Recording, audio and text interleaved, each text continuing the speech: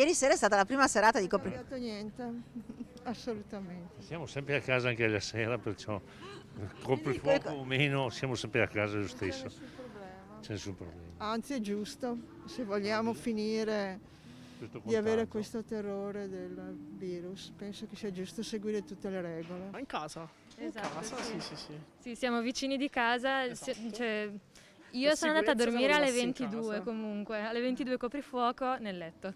A dormire proprio. Esatto, uguale, idem, la stessa cosa.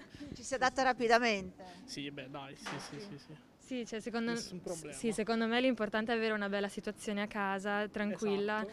A quel punto, insomma, riesci a viverla tranquillamente, ecco.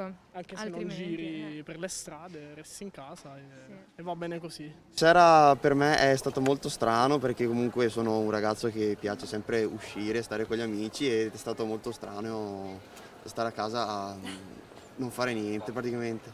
Ma non vi siete sentiti magari via telefono, via chat, queste cose? Certo, certo, quello più che sicuramente, però non è la stessa cosa.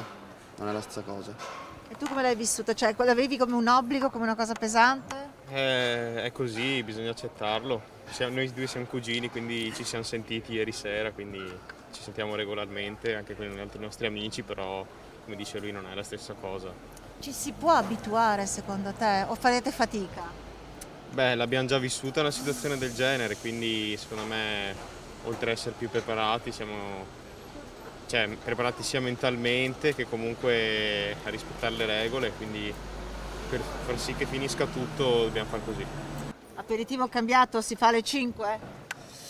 L'aperitivo adesso dura anche con le questioni lavorative, quindi è un po' più difficile, quindi l'aperitivo me lo dedico solo al weekend.